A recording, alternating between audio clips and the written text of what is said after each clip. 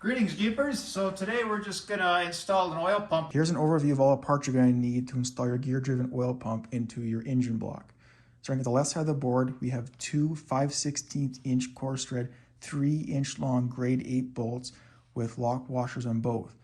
We're also going to need one smaller bolt. This would be a grade 8 bolt as well. It would be a 5/16 inch coarse thread, 1 inch long with a lock washer as well. To tighten these bolts, we're going to need a 1/2 inch socket, possibly a 3-inch extension when tightening the bolts from underneath where the engine block is. We're also going to need a torque wrench to torque these bolts to 15 foot-pounds approximately. Over here, this is our gear-driven oil pump based on our engine.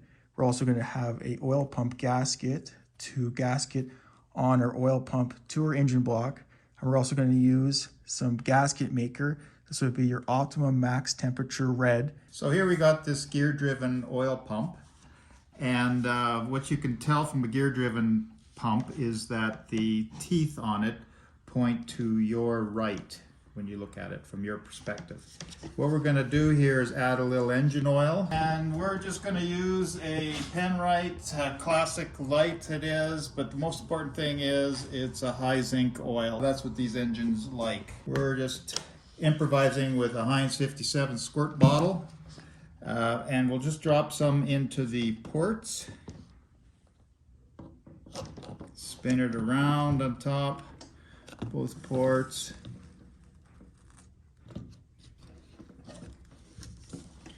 Just work your pump. You can hear it slopping around, sloshing.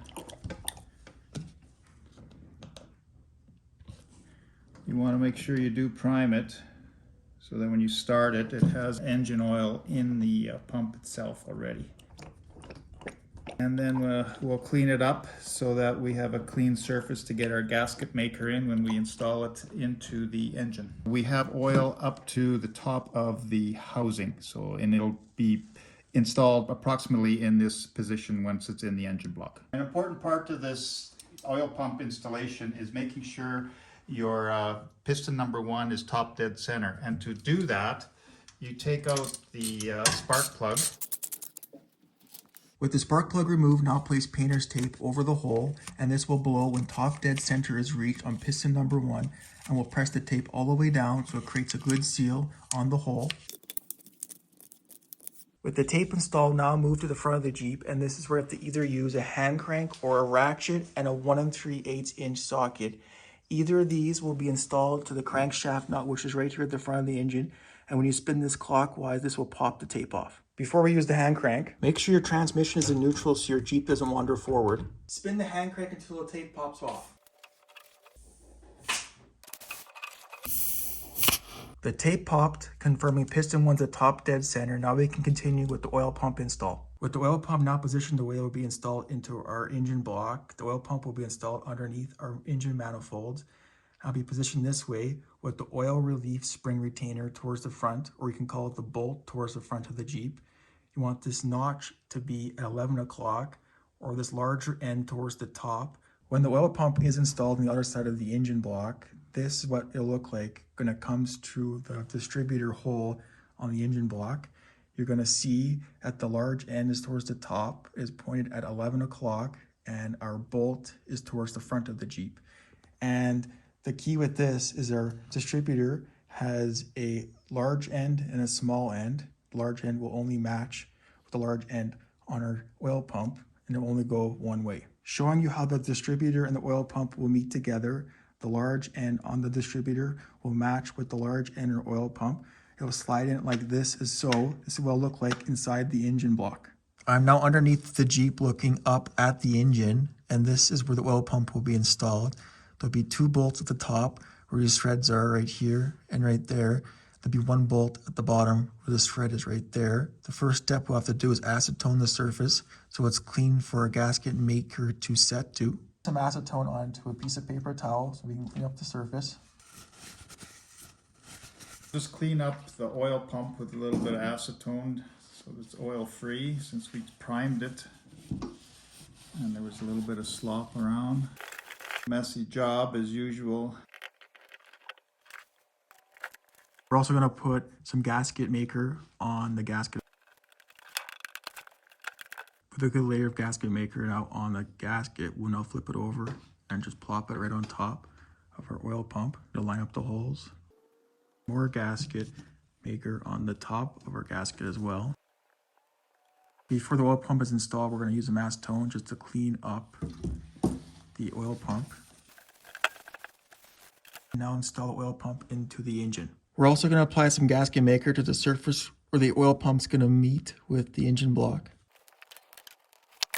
We're also going to apply gasket maker to the threads of the bolts.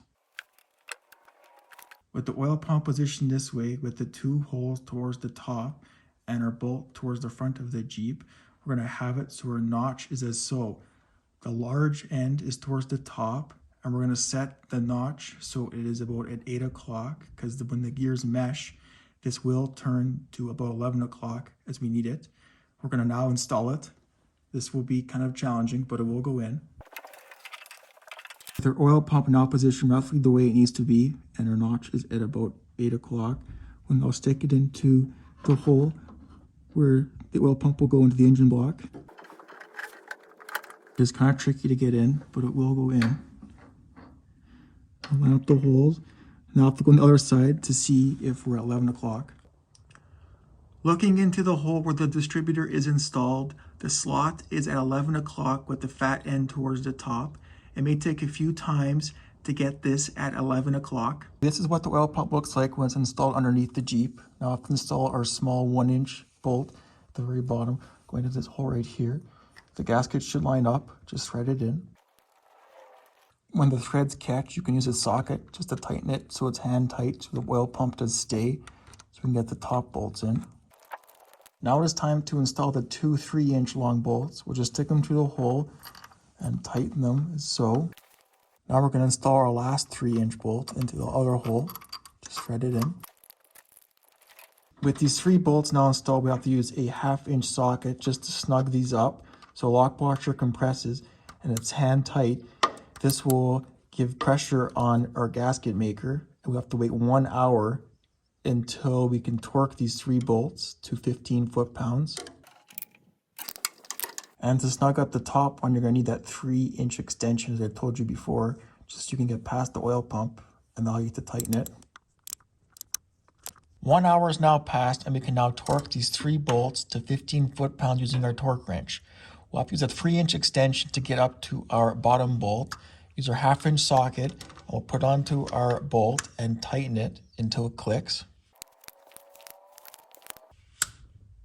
With the bottom bolt now torqued, we can now move to our top bolts. We'll have to take off our 3-inch extension and just put on our normal 1/2-inch socket. Tighten these until they click as well, and they're torqued to spec. So there you have it, oil pump installed without taking out the engine.